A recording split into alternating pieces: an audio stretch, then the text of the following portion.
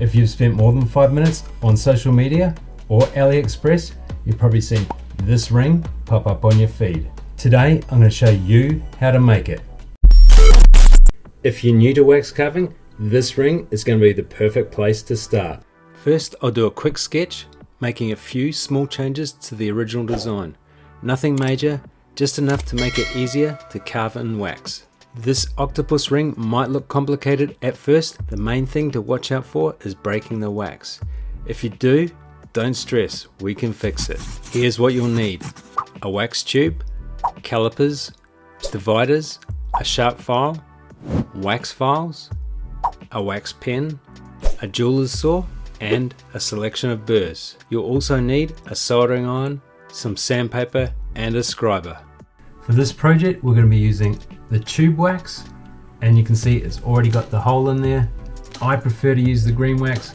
If you've got blue or the purple, you can use that, but I prefer the green. It's a little bit harder.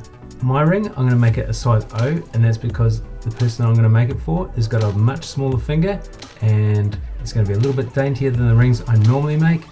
What I'm going to do next is I'm going to use my dividers, and I'm going to mark around the band. And I'm going to slice off a bit around 4.5 mil thick. I don't want to use all the material because I could make probably 3 or 4 little rings or another 1 ring out of this. Start by scribing a line around the outside of the wax. Then use a jeweler's saw to cut along that line. Make sure you're using a wax blade. It makes the job much easier. Now clean up the outside using a wax file. For this design, I'm not going to be too fussy, just keep it even. Size O is about 17.7 mil in diameter, so that means we only have to open up the hole a few mil. Next, scribe a line around the outside of the band. Because it's only going up a few sizes, I'll use the file and I'll just file out the inside. So I've got this just under size at the moment. It's meant to be a size O, but I'm happy with it because it's about a size N.5. This ring design is actually an adjustable ring design, so you can close it in or open it up depending on your finger size. So that's a cool thing about this little design is you don't have to get the ring size perfect because you'll be able to adjust it later on. It's about 7 mil thick. This ring, really we want it to be around about 2 mil thick in the heaviest part. So what I suggest is we'll use our dividers and we'll scribe a line around the wax, and that'll be our guide. The quickest way to remove all this excess material is I'm going to use a sharp burr in my micromotor. If you don't have a micromotor, you can do it the old school way. Use your file, it's just a little slower. Be careful not to go past that line. Use a big burr to remove the wax. It's going to make it a lot quicker if it's sharp. Use your file to clean up and start forming a soft half-round profile on the band. I'm going to use some 180 grit sandpaper and just hand sand it from here, just to smooth things out and refine the shape. Just trying to focus in on this. As you can see, I've got the nice half-round band. Now what I need to do is I need to put a taper on it, so I'm going to mark the top and then I'll just put a slight taper on it. It'll gradually get finer where I start adding the tentacles. Using your dividers, scribe a line down the center of the band. This will help keep things symmetrical. From here, start tapering the band. Mine tapers down to 2.7 millimeters. Now use sandpaper to refine the taper. Using a saw, cut a diagonal line along the top of the band. Don't cut all the way through. This line marks the separation between the 2 tentacles. Next, I'm using the soldering iron to add wax to the top of the band. Add small amounts at a time. Let each layer cool, then build up slowly. You're aiming to create the basic tentacle shape. Always add more wax than you'll think you'll need. Use a small burr to create a hole like this. At this point, the design is starting to take shape. Now continue adding wax to build up the tentacles. Add some more underneath as well. And here I'm adding a little bit more on the top to blend the transition smoothly. Switch to a smaller burr, then begin shaping the tentacles. You can also use your file to gently scrape away the wax. Be careful not to press too hard, as you don't want to snap the tentacles off. If it happens, don't worry, just add more wax and start again.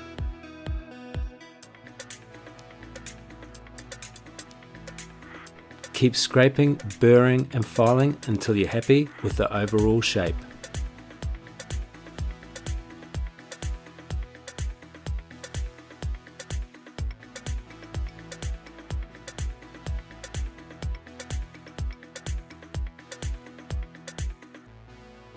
A sharp old file is a great tool to scrape away wax.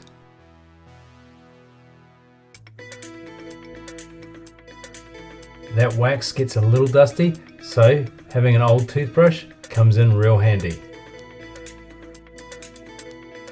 Now I'm using a scriber to mark a separation line. I'm not cutting all the way through just yet, this is only a guide.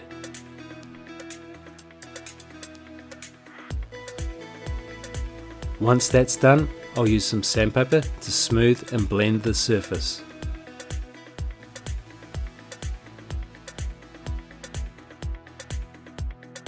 Now, repeat these techniques on the other side. Add a little wax, let it cool slightly, then add some more.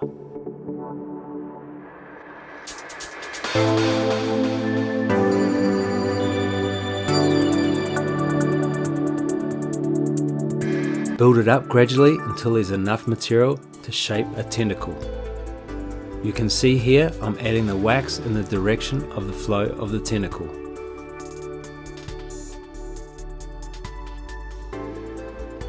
I've got more than enough wax on the inside, so I'll remove that using a wax file.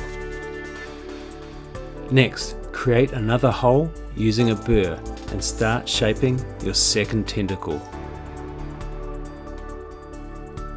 Now start separating the two tentacles using a sharp file. Don't cut all the way through yet, you want to keep everything as one piece for strength.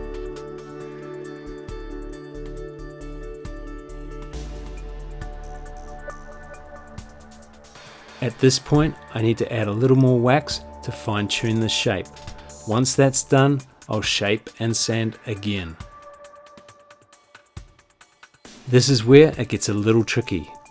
I'm going to use sandpaper to carefully cut all the way through. Take your time here, you don't want to rush this.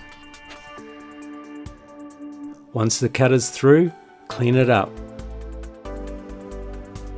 I had to use the wax pen to repair a small area where I cut, which is completely normal.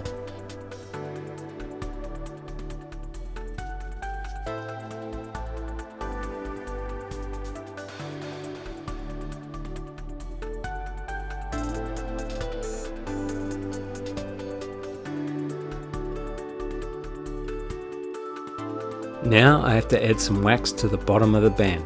This acts as a temporary support so I don't break the tentacles while I'm working. This support will be removed later when the ring is cast in silver. I'll also add another support bar in the middle so I can safely separate the two tentacles.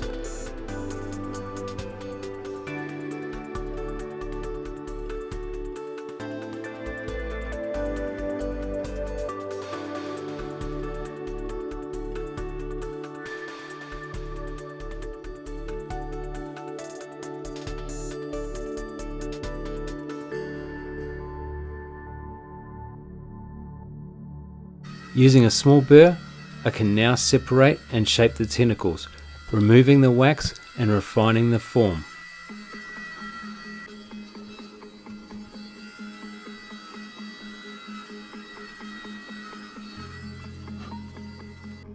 I'll use the wax pen to smooth the surface and add a little more wax to the tips where needed.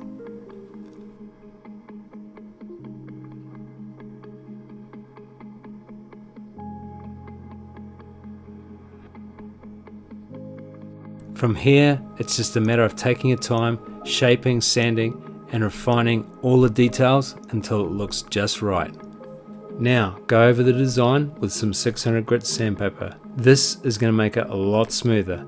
and remove some of those heavy sanding marks. Trying my hardest to focus in on these tentacles. Anyway, really happy with the way they look so far, and I didn't break one, which is a bonus. But now we go up to the fun part where we're going to add the little suckers on. Adding these suckers is really going to add some detail to this ring. So to do the suckers, this is when the wax pen is going to come in very handy.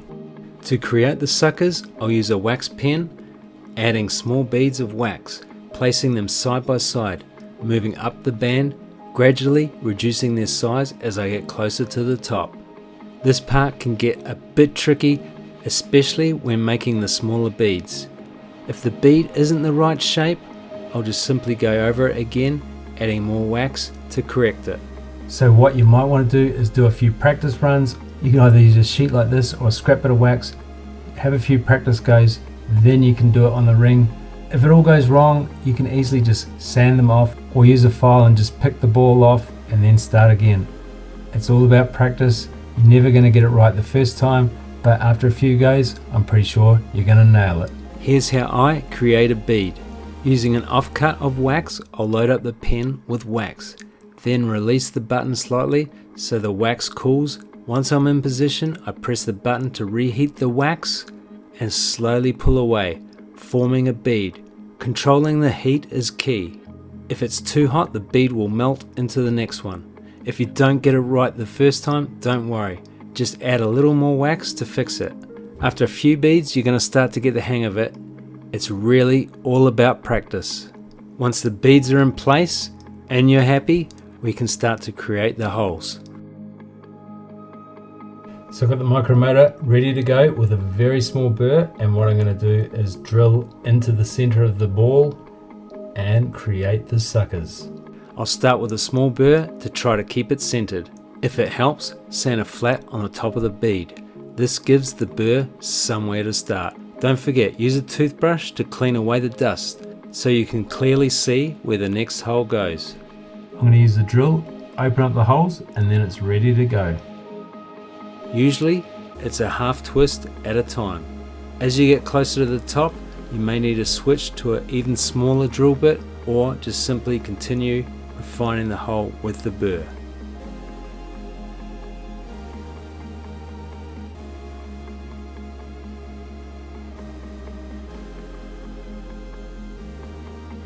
On my one, a couple of suckers did solder together. You start melting a ball and then it just jumps onto the other one, melts together. Don't worry, just put a line in between them and then remake the bead, or just scrape the bead off and start again. It's all done. We're going to throw it on the tree and get it ready to cast. So if you like this video, don't forget, subscribe to the channel and give us a few likes. And you might want to check this video out right up here.